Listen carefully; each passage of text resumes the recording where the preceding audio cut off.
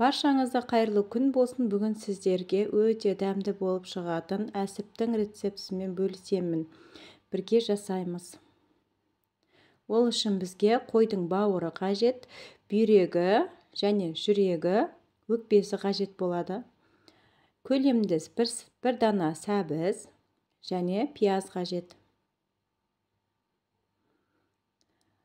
Бауырды осылай майда бөліктерге бөліп аламыз. Видеоны қарамас бұрын менің арнама тіркеліп қоюды ұмытпаңыздар. Басқа да пайдалы әрі оңай рецепттер бар. Осылай майда бөліктерге бөліп аламыз.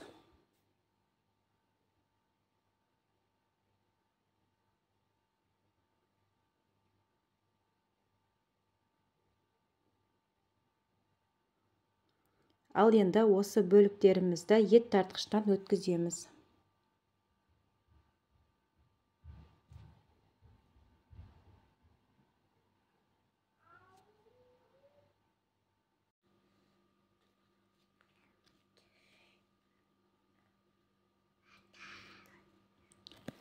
Аз-аздан салып отырып, осылай өткіземіз.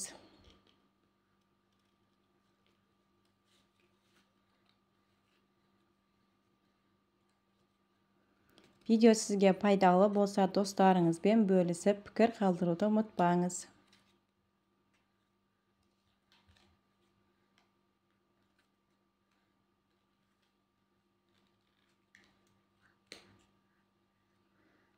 Келесі жүректі және бүйректі өткіземіз.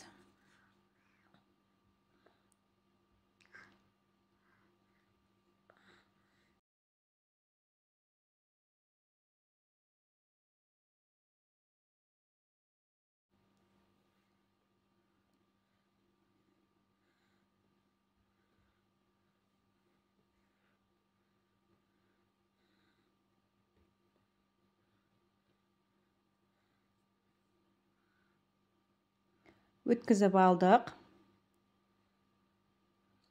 Ал енді ең соңында өкпені қосамыз. Осылай майда бөліктерге бөліп, кейбір жерлерін алып тастаймыз.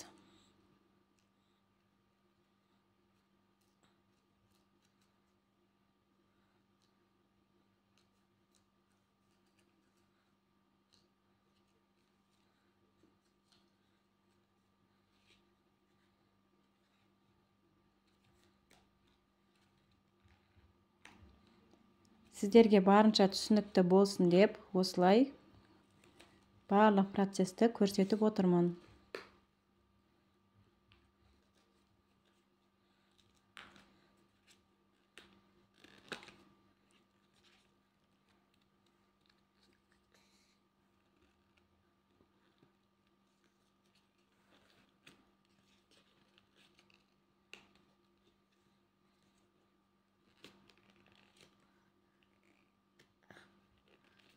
Ал енді қалған бөліктерін өткіземіз.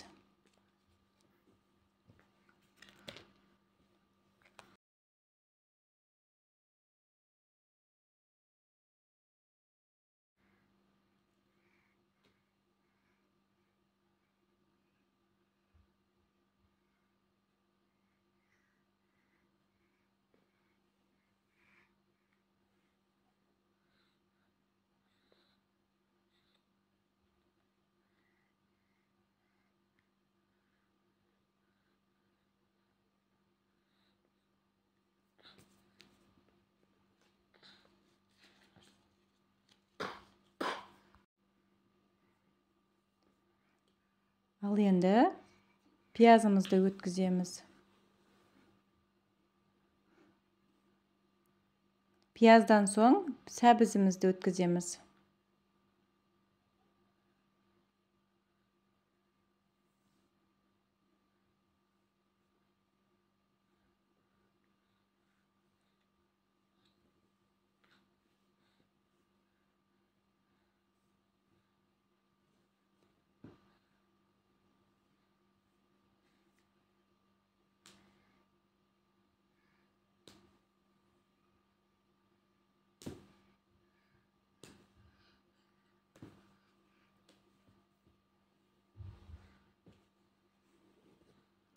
Кішкене күрішімізді жылы суға жібітіп аламыз.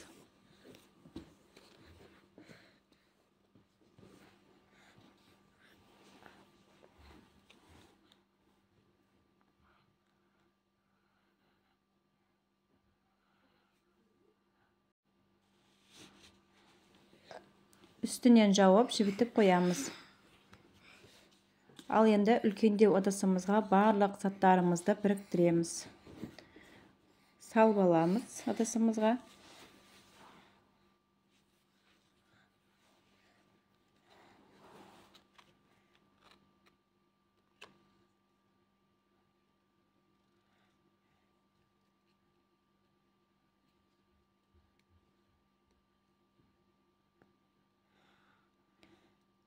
Жібітіп алған күрішімізді қосамыз.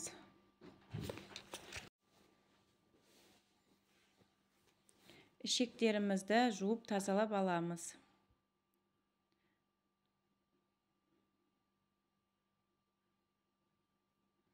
Қара бұрышымызды қосамыз.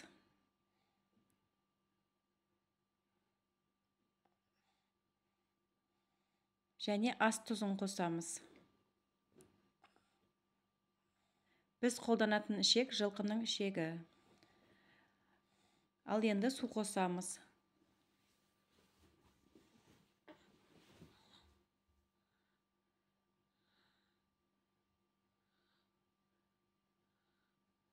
Араластырып отырамыз. Сұйық масса болғанша су қосамыз.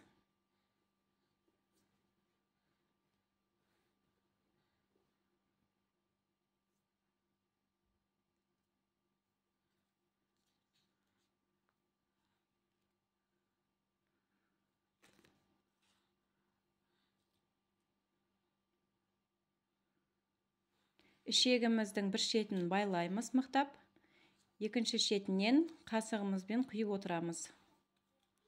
Өзіңізге ыңғайлы кез келген ыдыспен құюға болады.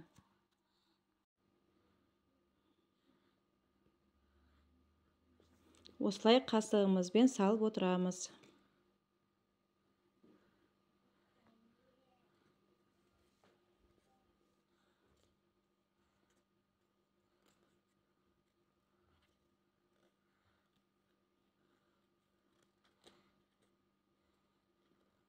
Ішектерімізге бостау етіп саламыз. Нығыздап салуға болмайды.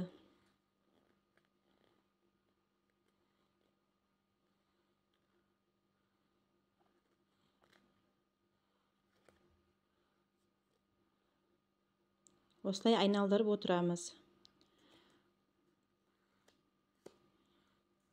Ал екінші бетінен байлап, инемізбен осылай тесіп шығамыз. Тіс шұқығышпен тесуге болмайды. Кейбір ішектеріміз жыртылып кетуі мүмкін. Осылай тесіп аламыз екі шетінен.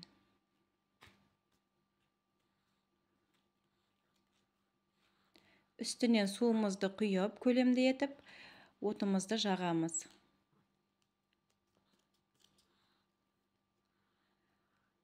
Ал бізде қайнап шығайын деп жатыр. Осылай қайнап шыққан кезде тұзымызды қосамыз.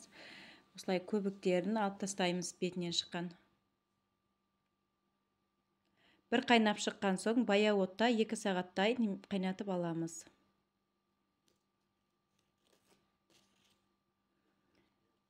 Бізде әсіптеріміз пісіп шықты. Жасап көріңіздер. Ыстықтай да, салқында қолдана беруге болады.